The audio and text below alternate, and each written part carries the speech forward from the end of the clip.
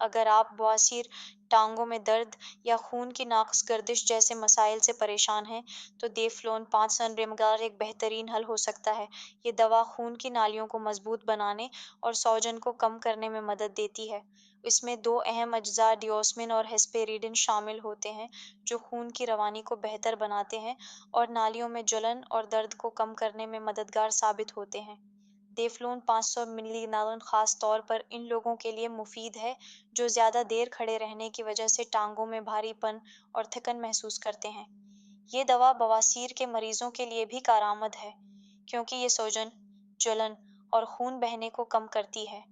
اگر آپ کو بار بار بواسیر کی شکایت ہوتی ہے یا آپ کی ٹانگوں میں ویریکوز وینز کی وجہ سے درد اور سوجن ہے تو یہ دوا آپ کے لیے مددگار ثابت ہو سکتی ہے۔ یہ دوا خون کی نالیوں کی لچک کو بہتر بناتی ہے اور ان کی کمزوری کو دور کرنے میں مدد دیتی ہے جس سے خون کی روانی بہتر ہو جاتی ہے اور مختلف مسائل کم ہو جاتے ہیں۔ یہ دوا بواسیر کے ساتھ ساتھ ہیمورائڈز کے علاج میں بھی فائدہ مند ہے کیونکہ یہ متاثرہ مقام پر سوجن اور درد کو کم کرتی ہے۔ اس کے علاوہ یہ خون کے بہاؤ کو بہتر بنا کر ٹانگوں میں بھاری پن اور درد کو کم کرتی ہے، خاص طور پر ان افراد کے لیے جو زیادہ دیر کھڑے رہنے کے سبب مشکلات کا سامنا کرتے ہیں۔ اگر آپ کو اکثر ٹانگوں میں درد محسوس ہوتا ہے یا آپ کو خون کی روانی کے مسائل ہیں تو دیفلون 500 ایک بہترین انتخاب ہو سکتا ہے۔ یہ دوا جسم کے مدافعاتی نظام پر بھی اچھا اثر ڈالتی ہے اور خون کی نالیوں کو زیادہ مضبوط اور صحت مند بنانے میں مدد دیتی ہے۔ اس کے باقاعدہ استعمال سے آپ کو بواسیر، سوجن اور ٹانگوں کی تھکن سے نجات مل سکتی ہے۔ اگر آپ یہ دوا استعمال کرنا چاہتے ہیں تو یاد رکھیں کہ کچھ افراد کو اس سے فائدے کے بجائے نقصان بھی ہو سکتا ہے۔ مثال کے طور پر شوگر کے مریضوں کو بغیر کسی ماہر ڈاکٹر کے مشورے کے یہ دوا نہیں لینی چاہیے کیونکہ یہ ان کے لیے نقصان دہ ثابت ہو سکتی ہے۔ اسی طرح حاملہ خواتین اور دودھ پلانے والی مائیں بھی دیفلون 500 ملی گرام کو ڈاکٹر کے مشورے کے بغیر نہ لیں۔ جگر اور گردے کے مریضوں کو بھی اس دوا کے استعمال میں احتیاط کرنی چاہیے کیونکہ یہ جسم کے فلٹریشن سسٹم پر اثر ڈال سکتی ہے۔